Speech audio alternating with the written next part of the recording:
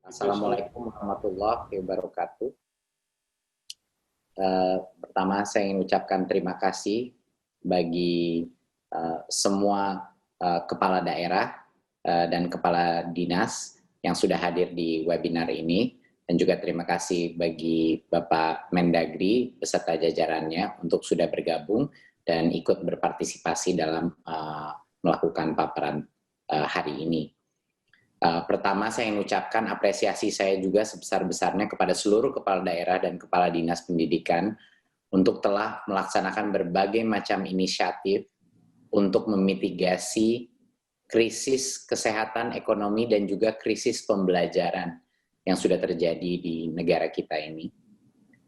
Ini bukan suatu situasi yang mudah. Banyak sekali keputusan-keputusan yang harus diambil yang sulit, dan banyak sekali setiap kali kita membuat suatu keputusan, ada keputusan yang mungkin tidak disukai oleh warga, tapi mungkin adalah yang terbaik gitu. Jadi ini merupakan masa yang begitu sulit, apalagi di dunia pendidikan. Jadi marilah kita bergotong royong untuk bisa menenangkan masyarakat dan juga bisa menjaga atau melindungi kualitas pembelajaran sebaik mungkin di masa pandemi ini yang sangat tidak ideal. Pertama, patut dimengerti bahwa sebenarnya di Kemdikbud ini, dan saya sudah menyebut ini beberapa kali, bahwa prioritas nomor 1 kami di Kemdikbud adalah untuk bisa mengembalikan anak ke sekolah dengan cara yang paling aman. Jadi prioritas kami itu bukan adalah untuk melanjutkan PJJ dan sampai selama-lamanya, itu sama sekali tidak benar. Prioritas nomor 1 adalah bagaimana mengembalikan anak kepada sekolah tatap muka seaman mungkin. Dan itu yang sedang kami lakukan dan akan terus berkoordinasi dengan kepala daerah untuk melaksanakan ini. Namun karena kondisi kesehatan yang masih tidak jelas kemana arah penyebaran COVID-19, sangat dinamis situasinya, kita harus mengantisipasi dan merencanakan untuk bagaimana kita bisa mengoptimalkan PJJ di masa ini. Walaupun kita tidak menginginkan PJJ, karena tidak ideal dan tidak optimal di dunia, bukan hanya di Indonesia. Tetapi karena situasi pandemi, itu adalah realita dunia kita, dan kita harus memastikan kita harus bisa melindungi pembelajaran anak-anak. Saya ada sedikit paparan untuk mengingatkan lagi atau memperjelaskan mengenai SKB 4 Menteri. Mohon izin Bapak Ibu untuk saya bisa mereiterasi SKB 4 Menteri agar ada kejelasan yang lebih rinci bagi Bapak Ibu Kepala Daerah. Untuk yang pertama, prinsip kebijakan pendidikan di masa pandemi itu ada 2 prinsip. Prinsip pertama adalah kesehatan dan keselamatan semua tenaga kerja dan peserta didik di unit pendidikan kita. Dan yang kedua adalah perkembangan daripada peserta didik dan kondisi psikososial kita. 1 dan 2 ini dua-duanya penting. Tidak bisa kita hanya memikirkan kebijakan dari satu dimensi saja. Di satu sisi ada resiko penyebaran penularan COVID-19, di satu sisi lagi ada resiko generasi hilang atau lost generation. Terutama bagi anak-anak kita yang mungkin tidak bisa mengakses teknologi, anak-anak kita di jenjang lebih muda, yaitu SD dan PAUD, di mana kondisi PJJ lebih tidak optimal lagi karena membutuhkan interaksi fisik. Dan ini 2 prinsip ini harus dijaga keseimbangannya. Nah, berikut. Nah, kami mengimplementasikan 2 kebijakan yang baru. 1 adalah revisi surat keputusan bersama SKB 4 Menteri yang akan saya bahas hari ini. Dan yang poin kedua yang akan saya bahas hari ini adalah kurikulum darurat yang telah kami luncurkan. Berikut.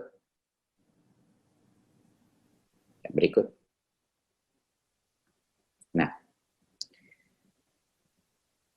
Untuk SKB 4 Menteri yang baru saja kami revisi, ini adalah yang mungkin Bapak Ibu sudah mengetahui, kami memberikan hak kepada semua kepala daerah untuk menentukan bagi yang di zona kuning dan hijau, untuk bisa menentukan apakah mereka sudah siap untuk melakukan pembelajaran tatap muka. Kami tidak, untuk yang zona oranye dan merah tetap dilarang. Tetapi untuk yang kuning dan hijau, diperbolehkan untuk melakukan pembelajaran tatap muka dengan berbagai macam kondisi protokol kesehatan yang sudah ada. Mungkin Bapak Ibu sudah mengetahui mengenai ini, tapi mungkin saya dalami sedikit agar lebih diperjelas. Yang menentukan zonasi itu adalah Satgas Nasional COVID-19, dan untuk pulau-pulau kecil, zonasi menggunakan zona pulau-pulau kecil berdasarkan pemetaan Satgas daerah. Ya. Jadi tingkat nasional. Berikut. Proses daripada pembukaan sekolah di zona kuning dan hijau itu tidak dapat dilakukan tanpa persetujuan pertama Pemda. Lalu kepala sekolahnya dari masing-masing unit pendidikan harus mendapatkan approval atau izin daripada komite sekolah, yaitu perwakilan orang tua. Baru sekolah itu bisa melakukan pembelajaran tatap muka. Dan bahkan kalau sekolahnya sudah melakukan tatap muka, kalau ada murid di mana orang tuanya tidak memperkenankan anaknya untuk sekolah, murid itu diperkenankan untuk melanjutkan PJJ. Berarti pertanyaannya adalah, sebenarnya bagi ini untuk menjawab kecemasan masyarakat, sebenarnya kemerdekaan untuk menentukan itu bukan hanya di Pemda, tapi di orang tua murid juga. Yang bisa menentukan melalui komite sekolah, apakah sekolah itu mau dibuka, apa jangan dulu. Dan bahkan kalau sekolahnya dibuka, orang tua boleh memperkenalkan anaknya untuk tidak masuk ke sekolah, dan anak itu tidak boleh dihukum secara akademis.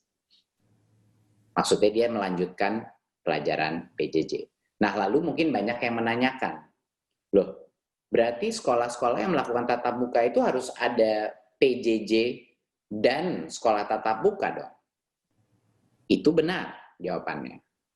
Karena mau tatap muka pun, maksimum kapasitas yang diperbolehkan di dalam protokol di masa COVID ini adalah 50% kapasitas.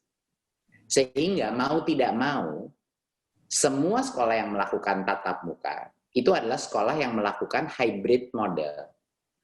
Anak itu giliran masuk, tidak masuk, jadi ada shifting atau rotasi daripada peserta didik. Ya, jadi bagi yang, kalau banyak yang menanyakan, apa ini maksudnya kalau misalnya anak itu di dalam sekolah yang sudah mulai tatap muka, tapi orang tuanya tidak mengizinkan, bagaimana anak itu belajar? Ya dia belajar mengikuti pola PJJ. Yang memang semua sekolah yang melakukan tatap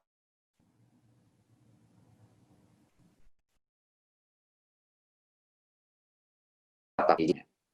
Nah, Bapak Ibu, mungkin banyak mungkin yang bisa punya persepsi bahwa ini akan merepotkan sekolah. Bahwa sekolah itu masih harus memikirkan tetap tatap muka atau tidak. Tapi kalau Bapak Ibu berbicara dengan berbagai macam kepala sekolah dan berbagai macam guru-guru, karena kesulitan melakukan PJJ yang 100% di rumah dan biaya kuota sinyal yang tidak reliable dengan semua isu-isu itu, guru-guru dan kepala sekolah pasti akan menyambut baik bahwa anak itu bisa masuk sekolah paling tidak 50% daripada waktu belajar. Sehingga pemberian tugas itu bisa dilakukan secara face to face, secara tatap muka, tidak perlu habis-habis kuota terus berkoordinasi melalui WA atau Google Classroom. Bahkan telepon-telepon dengan Zoom yang menghabisi data guru dan juga datanya murid, itu bisa termitigasi Karena waktu dia di rumah bisa fokus kepada mengerjakan tugas di rumah, tidak perlu berkoordinasi. Waktu dia di sekolah, tapi dia bisa langsung mendapatkan tugas, menanyakan kepada guru, dan lain-lain. Ya. Berikut. Nah, untuk yang direlaksasi zona kuning dan hijau, PAUD itu kami tunda 2 bulan setelah SKB-nya keluar, Bapak Ibu. Alasannya adalah kita ingin memberikan daerah waktu untuk melatih dulu metode-metode protokol kesehatan di jenjang-jenjang di mana memonitor dan menjaga aktivitas murid itu lebih mudah di jenjang yang lebih tua. Kalau murid PAUD, anak usia dini hampir luar biasa sulitnya untuk melakukan kontrol daripada social distancing. Jadinya kami berikan waktu 2 bulan, ada gap atau ada penundaan 2 bulan setelah mulai melakukan tatap muka untuk SMA, SMP, dan SD, baru 2 bulan lagi PAUD boleh dibuka. Berikut. Nah, untuk madrasah dan sekolah yang berasrama di zona hijau dan kuning, pembukaan dilakukan secara bertahap. Untuk kapasitas asrama yang di bawah 100 peserta didik, ada di dalam masa transisinya, bulan pertama boleh 50% kapasitas, baru bulan 2 100% kapasitas. Untuk yang lebih dari 100 peserta didik, di bulan pertama maksimum kapasitasnya 25%, dan bulan kedua maksimum 50%. Baru setelah itu kita memasuki masa kebiasaan baru. Kalau tidak ada perubahan di status zona daerah tersebut. Ya, jadi ini untuk madrasah dan sekolah yang berasrama.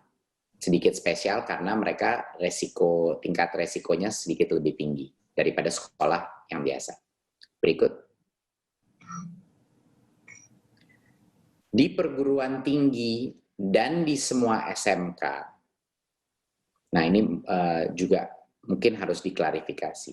Di semua perguruan tinggi dan di SMK, mau di zona apapun, merah, oranye, kuning, hijau, pembelajaran praktek dan proyek-proyek yang membutuhkan fasilitas yang menentukan kelulusan anak tersebut, itu diperbolehkan.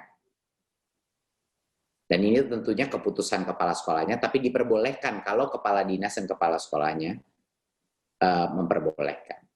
Jadinya ini untuk menghindari bahwa di mana SMK itu punya materi praktek yang menggunakan mesin-mesin dan alat keterampilan di situ, asal dengan protokol kesehatan yang ketat, anak-anak diperbolehkan masuk hanya untuk yang ilmu praktek. Seperti Bapak Ibu tahu, SMK tidak semuanya ilmu praktek. Ada ilmu prakteknya, sama ada juga yang bagian yang akademis. Yang akademis tidak diperkenankan berkumpul-kumpul di sekolah untuk yang zona merah dan oranye. Dan tentunya untuk yang hijau dan kuning sama saja mengikuti protokol yang sama seperti sekolah SMA, SMP.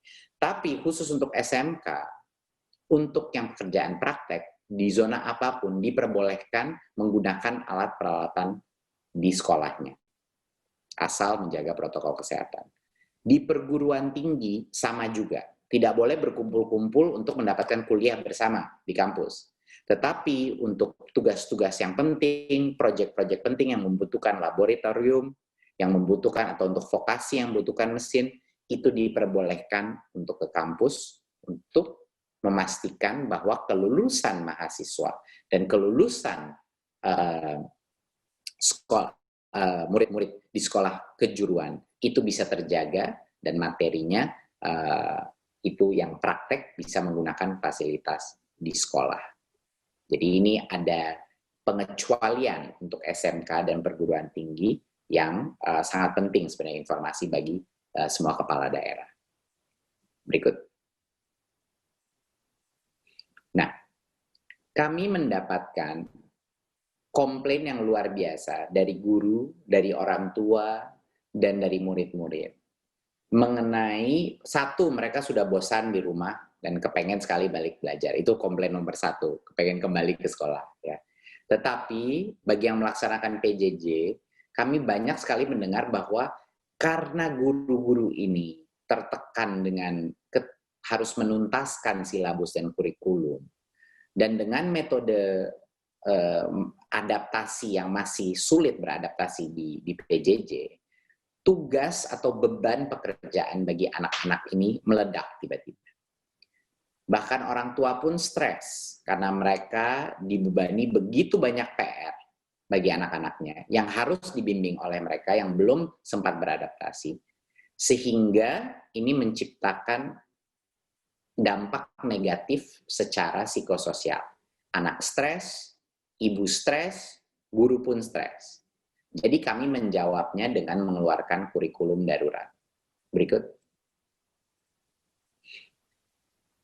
Bapak Ibu yang saya hormati, kurikulum darurat ini adalah penyederhanaan kurikulum yang sudah ada, bukan kurikulum baru. Kurikulum darurat itu adalah untuk jenjang SD, SMP, SMA, dan SMK. Dan kurikulum darurat ini adalah di masing-masing mata pembelajaran itu bisa turun sampai 20-40% daripada kompetensi dasar yang biasanya dibebani oleh guru untuk diajarkan, itu dikurangi. Jadi ini benar-benar menjadi ringkas. Peringkasan itu, penyederhanaan itu sampai 20-40% dari volume sebelumnya setiap mata pelajaran. Dan fokus kepada yang esensial saja. Di luar itu Bapak Ibu, kami di Kemdikbud juga menyediakan modul pembelajaran, yaitu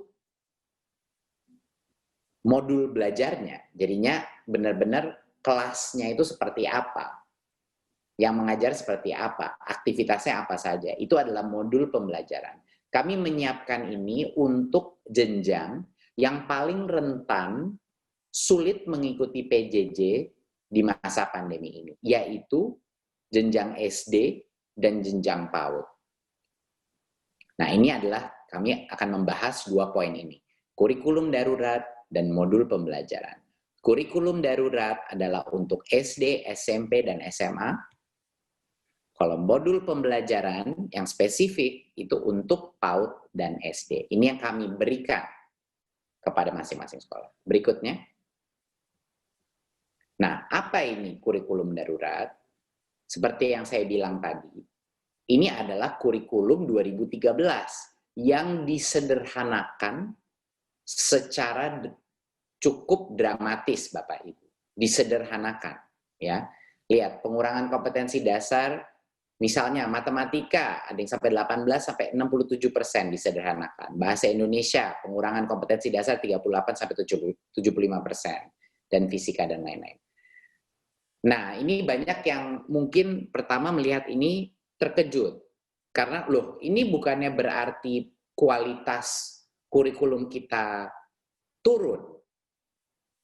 Nah, kenyataannya pakar-pakar di Kemendikbud, yaitu pakar-pakar guru-guru penggerak yang hebat-hebat, baik dari dalam Kemendikbud maupun dari luar Kemendikbud, bahkan dari luar negeri, telah menyusun kurikulum darurat tersebut, Bapak Ibu.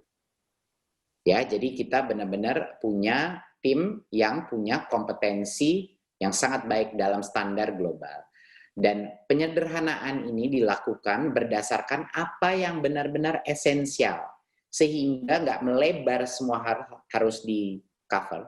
Tetapi guru diberikan waktu untuk beradaptasi sehingga dia bisa mendalami apa yang esensial dan apa yang menjadi prasyarat untuk tahun berikutnya. Itu yang terpenting. Agar anak-anak itu tidak ketinggalan. Bapak Ibu, ini kurikulum tidak kita paksakan. Kalau kita paksakan kurikulum darurat itu namanya bukan membantu guru. Itu malah namanya merdeka belajar. Kita ingin mengeluarkan kurikulum ini untuk membantu guru dan anak-anak, bukannya untuk memaksa transformasi kurikulum. Jadi, kalau kepala dinasnya ingin melakukannya, atau kepala sekolahnya ingin menerapkannya, silahkan diterapkan dan ini 100% legal. Tapi, bagi sekolah yang enggak, saya udah nyaman sama kurikulum 2013 saya maunya ngikutin kompetensi dasar ini aja. Itu terserah sekolahnya juga. Jadi ini benar-benar hak daripada kepala dinas dan masing-masing kepala sekolah untuk memilih mau pakai yang mana. Mau pakai yang lama, yang masih bebannya berat, atau mau pakai yang baru, yang sudah sangat diringkas, disederhanakan. Rekomendasi Kemendikbud adalah untuk menggunakan kurikulum darurat. Sudah jelas kami mengeluarkan ini untuk digunakan. Tapi kalau kami paksa Bapak Ibu, itu akan menimbulkan polemik di berbagai macam guru dan kepala sekolah yang merasa terbebani dengan pemaksaan kurikulum. Jadi ini memberikan opsi, tapi ini opsi yang 100% legal, dan kami menganjurkan opsi kurikulum darurat ini diambil semua guru dan semua kepala sekolah dan semua kepala dinas. Karena sebenarnya sama kurikulumnya, cuman jauh lebih ramping, lebih mudah. Berikutnya. Nah, di luar itu kami belum puas hanya mengeluarkan kurikulum darurat, Bapak Ibu. Menurut kami, banyak sekali SD, di jenjang SD dan PAUD, yang walaupun bahkan punya akses ke teknologi pun sulit berfokus di depan komputer 7 jam. Mereka masih semakin sulit, semakin muda umur mereka, semakin sulit dan membutuhkan suatu kurikulum yang berbeda dari apa yang sudah ada. Ya, SD dan PAUD kita mengeluarkan kurikulum yang kita, bukan kurikulum, ini modul-modul, lebih lagi turunannya kurikulum. Modul-modul pembelajaran yang bisa dilakukan di dalam rumah tanpa teknologi dan dipandu oleh orang tua. Modul-modul ini diterima dan disahkan oleh Kemendikbud sebagai kurikulum yang 100% legal oleh Kemdikbud. Jadi silakan digunakan bagi semua guru dan kepala sekolah. Kalau hanya mereka mengikuti kurikulum modul-modul ini, itu namanya mereka 100% sah legal mengikuti kurikulum nasional. Dan modul-modul ini untuk PAUD dan untuk SD fokus kepada literasi, numerasi, pendidikan karakter, dan kecakapan hidup. Ini diharapkan mempermudah tugas guru untuk memfasilitasi dan memantau pembelajaran siswa di rumah. Karena tugasnya untuk orang tua itu ditulis secara spesifik. Perannya orang tua di dalam modul ini. Berikut. Nah, ini sebenarnya modul-modul ini, apa sih yang buat modul ini spesial? Dia bisa dilakukan di rumah, tanpa internet pun bisa, tinggal dicetak sama sekolahnya, dan bisa didampingi oleh orang tua, sehingga fasilitator di rumah itu di orang tua. Jadi secara kontekstual, orang tua itu jelas. Bagi banyak orang tua yang menanya, saya harus ngapain ya sama anak saya? Saya harus bagaimana membantu anak saya? Kalau dia menggunakan modul ini, guru dapat berbagi tugas dan tanggung jawab dengan orang tua. Karena instruksi untuk orang tuanya sudah jelas. Dan ini bisa dilakukan di lingkungan rumah mereka sendiri. Berikut. Nah, sekarang untuk bagian terakhir saya, Bapak Ibu, saya ingin sedikit mengingatkan sekali lagi, apa saja aktivitas dan bantuan dan inisiatif yang sudah dilakukan Kemendikbud. Ini sekedar untuk mereview atau merekap inisiatif yang sudah kita lakukan. Berikut. Sejak bulan Maret 2020, Bapak Ibu, Kemendikbud telah melakukan berbagai macam inisiatif. Ini sejak krisis pandemi ini mulai menjadi isu yang kritis. Di Maret 2020 kita membatalkan UN yang mungkin akan menciptakan resiko kesehatan yang sangat parah. Kedua, kita menentukan bahwa ujian sekolah tidak perlu mengukur ketuntasan kurikulum. Bapak Ibu, ujian sekolah itu adalah ujian kelulusan masing-masing sekolah. Yang tadinya harus mengukur ketuntasan kurikulum. Kita sudah bebaskan, tidak perlu mengukur ketuntasan kurikulum. Ketiga, sekolah yang belum melaksanakan ujian sebenarnya bisa, dia punya opsi untuk menggunakan nilai 5 semester terakhir untuk menentukan kelulusan siswa. Ini untuk menjawab kecemasan masyarakat bahwa cuman karena pandemi COVID, siswa-siswa ada yang tidak lulus. Jadi jawabannya adalah ada berbagai macam instrumen yang bisa digunakan untuk menentukan kelulusan siswa, dan ini sudah ditetapkan oleh Kemendikbud. Bahkan kalau tidak ada ujian yang bisa dilakukan, bisa menggunakan angka 5 semester terakhirnya. Dan tentunya kami telah melakukan mekanisme PBDB yang semuanya tidak mengumpulkan siswa dan orang tua untuk meningkatkan resikonya. Di bulan Maret dan April 2020, kami melakukan penyediaan kuota gratis yang kami koordinasikan dengan beberapa operator dan platform pendidikan, baik pemerintah maupun swasta. Kami merealokasikan anggaran Dikti 400M untuk semua rumah sakit pendidikan dan fakultas kesehatan kita untuk membantu gugus tugas. Kami juga segera membuat belajar dari rumah melalui TVRI yang alhamdulillah Bapak Ibu, ini lumayan laku sekarang. Lumayan laku, banyak sekali yang menonton TVRI sekarang untuk acara belajar dari rumah. Bahkan banyak yang meminta, kenapa nggak semua aja ya acara TVRI itu acaranya belajar dari rumah gitu, sehingga bisa ada channel yang terdedikasi. Itu kami mendengar banyak sekali permintaan. Ini akan terus kami optimasi Bapak Ibu, tapi bagi area-area di mana tidak ada internet, tidak ada sinyal, bahkan banyak yang listriknya tidak reliable, TVRI hadir dengan programming belajar dari rumah, jadi mohon bantuan Bapak Ibu juga untuk mensosialisasikan ini.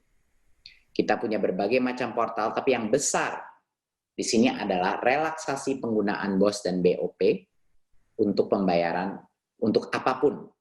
Jadi Bapak Ibu, banyak sekolah-sekolah yang masih belum yakin dan merasa belum aman dengan menggunakan dana BOS-nya atau BOP-nya, BOP PAUD-nya, untuk bayar kuota guru, untuk subsidi kuota siswa, untuk beli laptop atau tablet yang bisa dipinjamkan ke siswa, bahkan untuk membayar guru honorer di masa krisis ini. Itu 100% sudah diskresinya kepala sekolah. Mohon sekali arahan dan dukungan Bapak Ibu di sini, kepala daerah maupun kepala dinas, untuk mengingatkan dan memberikan kepastian bahwa dana BOS dan dana BOP PAUD bisa digunakan untuk semua protokol kesehatan dan semua kebutuhan PJJ sampai dengan kuota siswa. Kami juga mengeluarkan bantuan UKT untuk sekitar 410.000 mahasiswa, terutama di swasta, dan BOS afirmasi dan BOS kinerja sebesar 3 triliun, yang sekarang belum pernah sebelumnya boleh untuk sekolah swasta. Ini kita giringkan untuk sekolah swasta, karena sekolah swasta juga mengalami krisis. Dan di bulan Juli dan Agustus, Bapak Ibu, kami melakukan relaksasi terhadap zona hijau dan kuning, karena 88% daripada daerah 3T kita di Indonesia, itu ada di zona hijau dan kuning. Sehingga mereka harus diberikan kesempatan untuk belajar tatap muka. Dan kami melakukan tentunya yang baru saya bahas, peluncuran kurikulum darurat, dan juga pemberian modul-modul PJJ yang bisa dilakukan di rumah dengan orang tua untuk jenjang PAUD dan SD. Berikut. Kabar yang gembira yang baru saja dapat persetujuan adalah kami mengamankan anggaran sebesar 7,2 triliun untuk subsidi kuota data internet siswa, guru, mahasiswa, dan dosen selama 4 bulan ini. Ini yang mohon bantuan Bapak Ibu untuk mengingatkan bahwa kepala sekolah yang bertanggung jawab untuk akurasi daripada data nomor HP per siswa di Dapodik. Benar atau salahnya nomor ini ada di tanggung jawabnya kepala sekolah masing-masing, karena mereka lah yang bertanggung jawab atas update data Dapodik mereka. Jadi ini mohon dukungan Bapak Ibu kepala dinas dan juga kepala daerah untuk mengingatkan kepala sekolahnya untuk segera menginput dan mereverifikasi dengan semua murid dan orang tua murid tentunya, karena banyak sekali ini nomor HP-nya orang tua, bahwa tanggung jawab akurasi dari nomor ini ada di kepala sekolah. Jadi mohon diingatkan untuk segera mengupdate nomor-nomor HP di Dapodik. Sekian dari saya, Bapak Ibu. Terima kasih sekali lagi. Saya harap bahwa penjelasan mengenai semua inisiatif yang sudah dilakukan pemerintah pusat dan Kemendikbud itu bisa digunakan di daerah dan agar bisa benar-benar dinikmati oleh masyarakat. Semua inisiatif kami tidak akan mungkin berhasil tanpa dukungan kepala daerah, tanpa dukungan kepala dinas, dan kami harap ini bisa menjadi semua inisiatif ini bisa disosialisasikan dan juga dukungan Bapak Ibu dari sisi pendanaan maupun juga regulasi untuk bisa membantu sekolah-sekolah kita bagi yang zona kuning dan hijau untuk bisa mulai melakukan tatap muka, dan untuk yang zona merah dan kuning untuk menjaga disiplin dan optimalisasi PJJ. Terima kasih Bapak Ibu sekalian. Saya kembalikan ke moderator Pak Sekjen. Wassalamualaikum warahmatullahi wabarakatuh.